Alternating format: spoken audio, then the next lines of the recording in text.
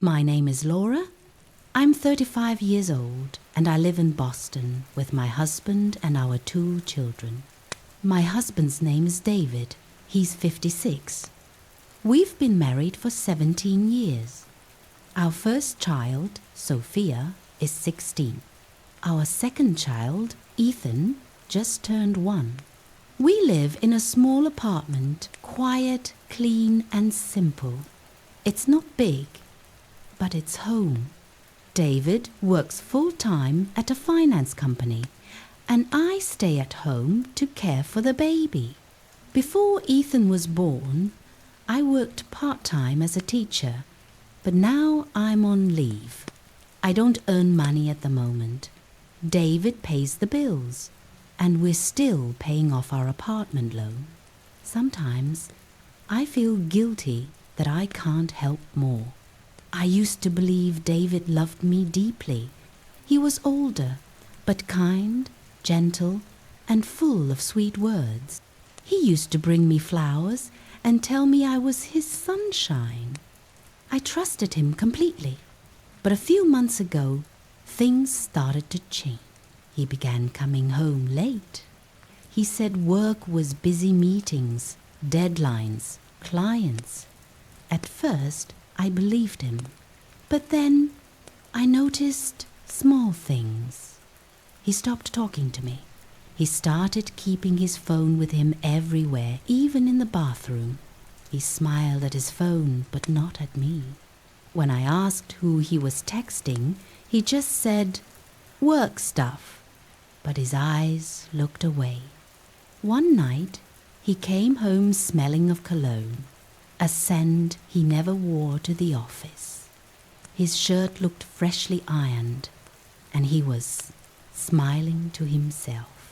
I asked softly, "David, did you really go to work?"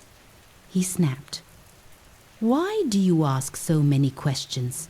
Don't you trust me?" I whispered, "Sorry," and said nothing more. That night, I couldn't sleep. Something inside me felt heavy. The next day, after he left for work, I found his old phone in a drawer. He rarely used it anymore, but I charged it and turned it on. There was one number, the same number over and over again. Morning, afternoon, midnight. My heart began to race. When he went to work the next day, I called the number. A woman answered. "Hello." I said, "Hi. May I know who this is?" She said coldly, "Who's asking?" "I'm Laura," I said, "David's wife." She was silent for a moment, then said, "So, that's not my problem. Are you in a relationship with David?" I asked. "Yes," she said. "He didn't tell you?" My chest felt tight.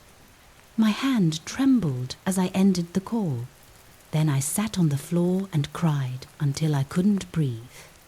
That night, I told David the truth. "I know about her," I said. I spoke to her. For a second, he looked surprised. Then his face turned hard. "Why are you going through my phone?" he shouted. "That's private." "You're my husband," I said. "You lied to me. We have a family." He said, "Stop trying to control me. I'll do what I want." Then he walked away. After that, everything fell apart. He stayed out late. Sometimes he didn't come home at all. He ignored my calls and messages. I waited by the window every night, watching the clock, hoping he'd come back. When he finally did, he acted like nothing was wrong. The money problems started soon after. He was spending on restaurants, perfume, expensive gifts. I knew those weren't for me. I asked, "Why are you wasting money? We need to pay our loan." He just said, "Don't worry." I worried anyway. I borrowed money for baby food.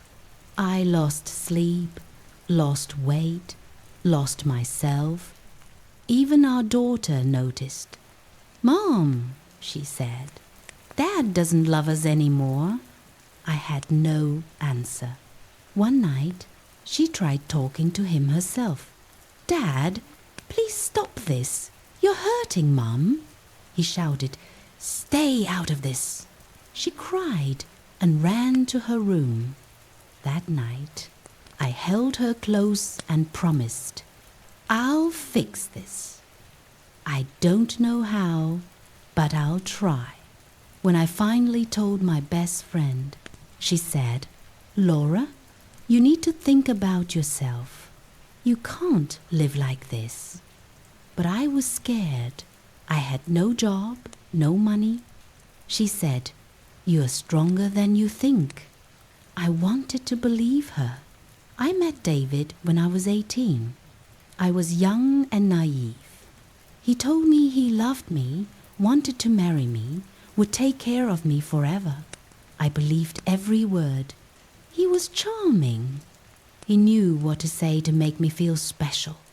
We got married. We built a life together. And for years, I told myself it was love.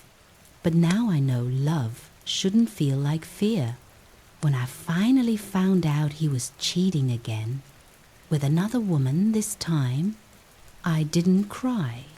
I just packed a small bag, took my children, and went to my parents' house. David called a week later. "When are you coming back?" he asked. "I'm not," I said. He laughed. "You can't live without me." I said, "Watch me," he shouted. But I didn't listen. I wasn't afraid anymore. I found a small teaching job at a local school. It wasn't easy, but I managed. My mother helped with the baby. Sophia helped after school. And for the first time in years, I felt free. Later, I filed for divorce. David called again, angry. "Why are you doing this?" "Because," I said, "I finally understand my worth." Months passed. Life wasn't perfect, but it was peaceful. Sophia smiled more. She told me, "Mum, I'm proud of you." And that was enough. Now, I live in a small rented home in another city.